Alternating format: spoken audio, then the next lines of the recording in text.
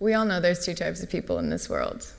There are people who lose their virginity in a mostly disappointing way, and there's people who lose their virginity by the beach, under a bed of roses, by candlelight. And as you would assume, I belong to the first category of people. I met my first boyfriend when I was 16, and he was a year older than me and on the football team, and I couldn't even believe that he looked at me. So clearly, I had high self-esteem. He drove a convertible Mustang with customized interior lighting, and his favorite setting was red, very classy. And he also had a tattoo wrapping around his bicep that, if it wasn't barbed wire, I don't know what it could have been. I'm down on the guy, but he had his good moments too. He bought me bean and cheese burritos, so that wasn't bad. So we dated through his last year of high school and into the summer, and during our last weeks together, he got up the courage to ask me about sex. I had just eaten a mountain of mac and cheese that his mom had prepared for us, so other than that, I couldn't see a reason why not to. Except I could, because his mom, dad, brother, and sister were in just a mere room next door. So my boyfriend's bright idea, to the close proximity of his family, was to have sex on the ground next to his bed, so there was like a sliver of carpet between the wall and his bed we could hide in. This was definitely a downgrade from the bed of roses, but, you know, we got down there, and looking back on it now, it's safe to say I was nowhere near turned on. In fact, it's safe to say I was a desert.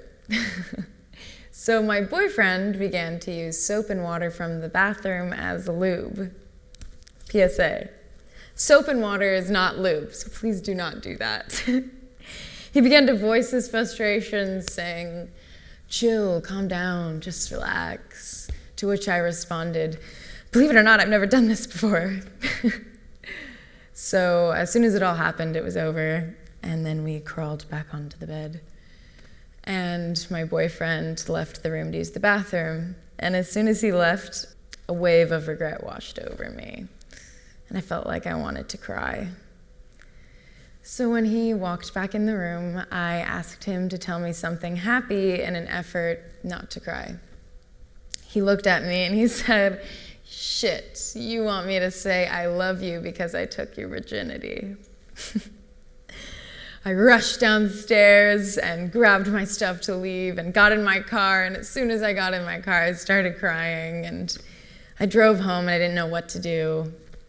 And I remember at a time my teacher had told me that when she was confused, she would turn on the radio and press seek at random, and whatever came on would be a sign. So I decided to try it. So I turned on the radio, and Wham's "Wake Me Up Before You Go-Go" came booming through the speakers.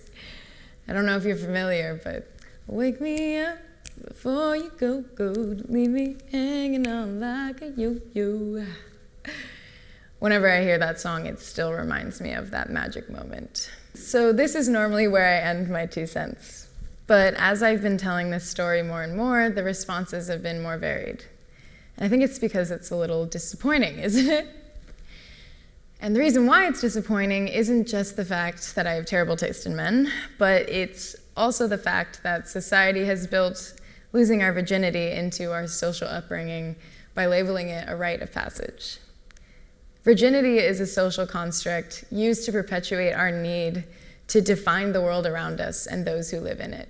But what is losing your virginity? Is it the first time penetration is experienced? Is it the first time we orgasm? Or is it the first time we have a sexual encounter that genuinely arouses us? You may think everyone's answers would be similar, but what I'm learning is that's just not true. Without the need to define losing our virginity as much of a rite of passage as funerals or graduation, we rid the concept of this certain timely pressure. So 15, 16, 17-year-olds who most of the time have inadequate sex health education would no longer feel the stress to lose it. And those above high school would no longer feel that they would have judgment passed by them if they haven't lost it, whatever it is.